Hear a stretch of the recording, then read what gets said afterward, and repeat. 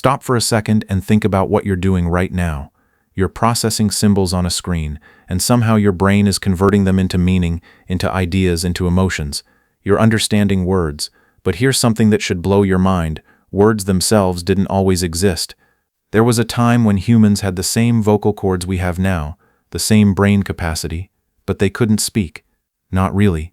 They made sounds, grunts, cries, basic calls like other primates. But language? Actual language with grammar, syntax, the ability to describe things that don't exist, to talk about yesterday and tomorrow, to lie, to dream out loud, that came later. The question that has haunted linguists for over a century is simple to ask but almost impossible to answer. How did we go from grunts to grammar? When did the first real words emerge? And why did it happen at all? Here's what makes this mystery so profound. Language leaves no fossils. We can dig up ancient bones, figure out what our ancestors ate, how they walked, but we can't excavate a conversation. We can't carbon date a sentence. The moment words were first spoken, they vanished into the air. If you're using this to fall asleep, that's exactly why I make these videos. So maybe subscribe and let me know where you're listening from and what time it is. I love seeing Sydney at sunrise, Berlin at midnight, São Paulo at bedtime, all wondering about the same mystery. Tonight, we're going back further than we've ever gone. Back past written language, which only appeared 5,000 years ago, past cave paintings of 40,000 years ago, past even modern humans 300,000 years ago, because the story of language might be older than Homo sapiens itself. It might be the thing that made us human in the first place. Right now, there are approximately 8.7 million species on Earth, and out of those millions, exactly one has developed true language. Us. That's weird. Really weird. Communication is everywhere in nature. Bees dance to share flower locations. Whales sing songs that travel hundreds of miles. Prairie dogs have different alarm calls for different predators. Dolphins have signature whistles like names. Chimpanzees use dozens of vocalizations and can learn sign language in captivity. But none of it is language, not in the way linguists define the term. True language has generativity, the ability to create infinite sentences from finite words. Right now, you could say something never said before in human history. The purple elephant sang opera while juggling quantum textbooks on Mars. Nonsense? Yes, but grammatically perfect, and completely novel. No other species can do this. A vervet monkey has one alarm call for leopards, another for eagles, another for snakes, but it can't combine them. It can't say, "Watch out for that eagle," because there's also a snake nearby. It can't talk about the past or future. It can't lie. Language also has displacement, the ability to discuss things that aren't present. You can talk about unicorns that don't exist. You can describe breakfast 3 days ago. You can make plans for next year. Most animal communication is tied to the immediate moment. But humans can sit around a fire and discuss hunting grounds visited last summer, dreams from last night, spirits believed to live in distant mountains. Then there's syntax. Dog bites man is different from man bites dog, even though it's the same words. Order matters. Every human language has incredibly complex grammar that children absorb naturally without instruction. So we're faced with this paradox. Communication is common. Intelligence is fairly common. But language, true generative symbolic language with grammar and displacement and infinite creativity, appeared exactly once in Earth's history. Why? Language requires very specific conditions. You need a big brain structured correctly. You need vocal anatomy capable of diverse sounds. You need social complexity that makes communication valuable. You need the ability to create and manipulate symbols, and you need all of these at once. Our ancestors, somewhere between 2 million and 50,000 years ago, crossed a threshold. They had all the ingredients, and something remarkable happened. If you could meet a Homo erectus from 1,000,000 years ago, they'd look surprisingly familiar. Upright posture, human-like hands, decent-sized brain. Put them in modern clothes and from a distance, you might not notice anything unusual. But if you tried to have a conversation, you'd immediately realize something was wrong. Not because they didn't know your language, but because they physically couldn't speak it. Their vocal anatomy wasn't built for speech. Human speech isn't just about making sounds. It's about making a huge variety of precisely controlled sounds, rapidly, in sequence, with enough variation to encode complex information. First, the descended larynx. In most mammals, the larynx sits high in the throat. You can breathe and swallow simultaneously. Very useful if you're a chimpanzee. But in humans, the larynx drops down, way down. This creates a much larger pharyngeal cavity where sounds resonate that allows us to produce a much wider range of vowel sounds. The difference between ah and e and o and oo, the cost, we can choke to death. Humans are the only mammals that can't breathe and swallow at the same time. Evolution decided that was worth it for speech. Then there's the tongue. Human tongues are uniquely flexible. We can shape them into dozens of configurations to create different consonants. Tongue, D, L, N, K, G, all require precise tongue placement. Our ape cousins can't do this. We also have fine motor control over our lips and breathing. Most mammals breathe in regular rhythm, but humans can voluntarily control breathing, releasing it in measured bursts, synchronizing it with vocalization. This allows us to speak in phrases, pausing for breath at grammatically appropriate moments. Even our brain structure is specialized. The left hemisphere contains Broca's area for producing speech and Wernicke's area for understanding it. Damage to these causes specific language impairments. When did all these pieces come together? Homo heidelbergensis, 600,000 years ago, shows some evidence of a descended larynx. Neanderthals definitely had the anatomy for speech. Their hyoid bone is identical to ours. Did Neanderthals speak? Almost certainly, but we don't know what their language was like. They left no recordings, no writing, no way to recover their words. But having the anatomy doesn't automatically create language. Anatomy is necessary but not sufficient. We have to look elsewhere for answers. There are two major camps about when language emerged. They couldn't be more different. The first believes in recent and sudden. Language appeared relatively recently, maybe 50,000 to 100,000 years ago, and appeared suddenly, almost overnight in evolutionary terms. The evidence is compelling. Around 50,000 years ago, human behavior changes dramatically. Suddenly, we see sophisticated artifacts, cave paintings showing artistic mastery, carved figurines, musical instruments, elaborate burials, long-distance trade, specialized tools. Before this, the archaeological record is simple, basic stone tools. Then suddenly, everything changes, like someone flipped a switch. These theorists argue this switch was language. Once our ancestors developed true grammar, everything else followed. Art, music, sophisticated technology, all became possible because language made it possible. The opposing camp believes in ancient and gradual. Language is much older, possibly 2 million years old, developing slowly over hundreds of thousands of years. Their evidence is equally compelling. Homo erectus, 2 million years ago, had brains twice the size of chimpanzees. They used fire, created sophisticated tools, migrated out of Africa. How could they do this without language? Even more tellingly, they cared for their sick and elderly. We found fossils showing healed injuries, survived diseases, individuals who lived years with disabilities preventing them from feeding themselves. Someone took care of them. Someone shared food, protected them. That's not behavior without complex communication.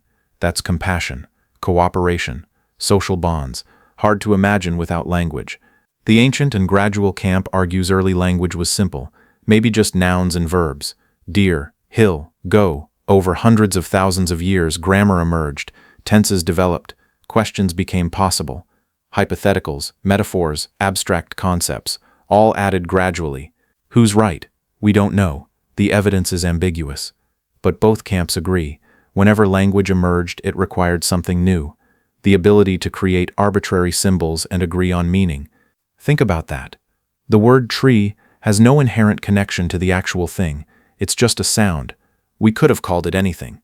The only reason tree means tree is because we all agree it does. This is symbolic reference, and it's profoundly weird. Most animal communication is direct. A scream means danger, because it's connected to fear. But words are arbitrary, conventional, cultural. Creating this system required a cognitive leap. Our ancestors had to develop the ability to let sounds stand for things, to create shared vocabulary, to teach children, to maintain consistency. And then they had to develop grammar, rules for how symbols combine, ways to indicate who did what to whom, ways to specify time, location, manner, ways to ask questions, issue commands, express possibilities. What did the first words sound like? What were they? What did they mean? We can't know, but we can make educated guesses based on language universals and how children acquire language today. Most linguists agree, The first words were probably nouns, concrete nouns referring to immediate environment: water, fire, food, animals, people. Why nouns first? Because they map most directly onto the world. It's easier to point at a deer and make a sound meaning deer than to develop words for abstract concepts like justice or yesterday. Children today follow this pattern. Their first words are almost always nouns: mama, dada, ball, dog. Only later do they add verbs, adjectives, all the grammatical machinery. So picture our ancestors, maybe 100,000 years ago, maybe 500,000. They're pointing at things and making sounds. Ung might mean water, ta might mean fire, might mean mother. But even these simple words required enormous sophistication, because a word isn't just a label for one specific thing, it's a category. When you say water, you don't mean one particular puddle, you mean water in general, all water. The concept of water, the H2O that can be liquid or ice or steam. Creating categories, generalizing from specific instances to abstract types, that's a huge cognitive achievement. After nouns came verbs, words for actions: go, eat, sleep, hunt. With nouns and verbs, you can create simple combinations: water, go, deer, eat, fire, make. These might sound simplistic, but they're incredibly sophisticated. They require understanding relationships between things. This is the beginning of grammar. Next came modifiers: big deer, far water, hot fire. Then came ways to indicate time: past, present, future. Different languages solve this differently, but the need to talk about time seems universal, because humans live in all three tenses simultaneously. We remember the past, experience the present, plan for the future. Questions probably emerged early too. Cooperation requires coordination. Where water? When hunt? Who go?